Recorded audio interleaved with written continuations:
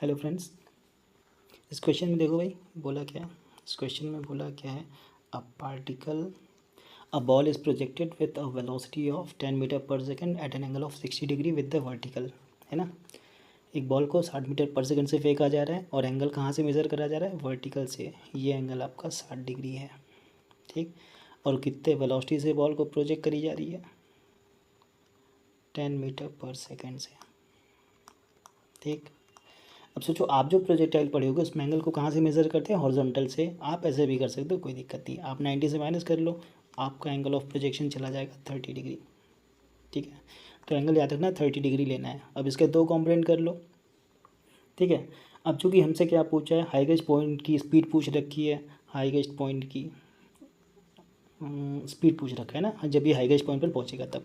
तो हमको मालूम है जब ये पार्टिकल हाईएस्ट पॉइंट पर पहुंचता है ना, जब ये पार्टिकल क्या करेगा, हाईएस्ट पॉइंट पर पहुंचेगा तो उसकी कौन से डायरेक्शन की वेलोसिटी ज़ीरो होगी, वर्टिकल डायरेक्शन की, ठीक। वर्टिकल वाले डायरेक्शन की वेलोसिटी क्या होगी, ज़ीरो, क्योंकि जी किधर काम करे, हमेशा डाउनवर्ड डायरेक्शन में, ठीक है। और सोचो एक बात बताओ, जैसे ही बॉल को आपने प्रोजेक्ट किया, क्या हॉरिजॉन्टल डायरेक्शन में कोई एक्सेलेरेशन आएगा, बिल्कुल नहीं आएगा। तो हॉरिजॉन्टल डायरेक्शन में कोई फोर्स ही नहीं एक्ट कर रहा, तो हॉरिजॉन्टल डायरेक्शन का एक्सेलेरेशन ज़ीरो हो जाएगा, ठीक। ठीक है। तो अगर हाईएस्ट पॉइंट की बात करी जाए तो हॉरिजॉन्टल वाली जो वेलोसिटी होगी, क्या वही रिजल्टेंट हो जाएगा, बिल्कुल। तो हॉरिजॉन्टल वाली वेलोसिटी कितनी लिखी जाएगी, u cos थीटा, ठीक है। u की वैल्यू कितनी, 10, कॉस कितना, 30 याद रखना, 60 नहीं लेना है। कॉस 30 की वैल्यू √3/2, तो आंसर आ गया आपका 5√3 मीटर पर सेकेंड, ठीक है, सॉरी मीटर पर सेकेंड। Option number C. आइए देखते हैं नेक्स्ट क्वेश्चन।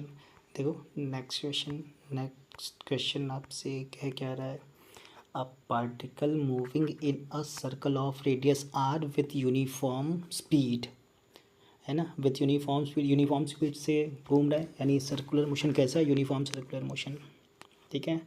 और टाइम पीरियड दे रखा है t, ठीक है। याद रखो टाइम पीरियड किसके लिए डिफाइन होता है, यूनिफॉर्म मोशन के लिए ना। जब पार्टिकल यूनिफॉर्म सर्कुलर मोशन करता है तभी टाइम पीरियड डिफाइन है, ठीक है। ठीक है, तो इतनी बातों से हम लोग क्या करते हैं, इतनी बातों से देखो, टाइम दे रखा है, आर दे रखा है, ठीक है।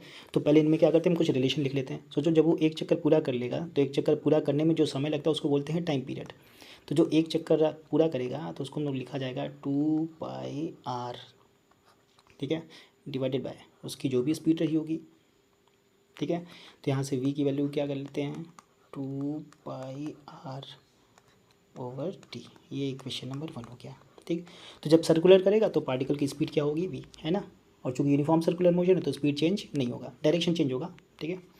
आगे क्या कह रहा है, कंप्लीट इतना हो गया। अब बोला if this particle were projected with the same speed, है ना, at an angle of theta to the horizontal, the maximum height attain by the particle is equal to 4r then angle of projection, ठीक है। इसी particle को इसी speed से जब projectile motion में प्रोजेक्ट किया जाता है ना, जब उसको, है ना, प्रोजेक्टाइल कर दिया, मतलब प्रोजेक्ट कर दिया जाता है, ठीक है, हॉरिजॉन्टल से कितना एंगल बनाकर, थीटा। तो वो क्या करता है, उसका जो मैक्सिमम हाइट होगा वो कितना हो जाएगा, 4r। तो जब पार्टिकल प्रोजेक्टाइल करेगा, ठीक है, ऑब्लिक प्रोजेक्टाइल है, तो फॉर्मूला क्या होता है, u², मैक्सिमम हाइट का formula sine square theta whole divided by 2g, ठीक। ये एच मैक्स का अपने पास फॉर्मूला है, ठीक।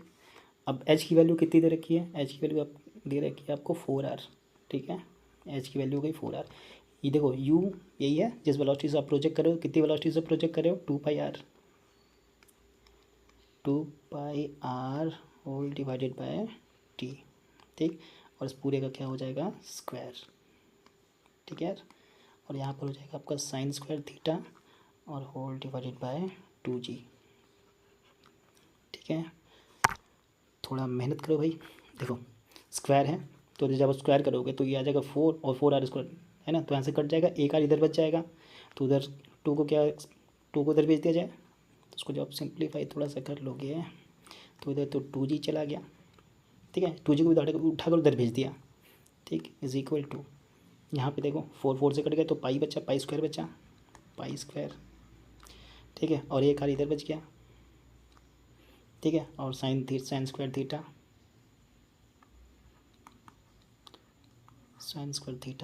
और नीचे बच गया टी स्क्वायर इधर आकर क्या हो जाएगा मल्टीप्लाई। ठीक है, क्या करते इतने से ऑप्शन मिलाने की कोशिश करते, क्या इतने से ऑप्शन अपना मैच कर जाएगा। देखो नीट में ऐसा होता है ना कि आपको पूरा सॉल्व करने की जरूरत नहीं है, थोड़ा सा सॉल्व कर लोगे आंसर आपको दिखता हुआ नजर आ जाएगा।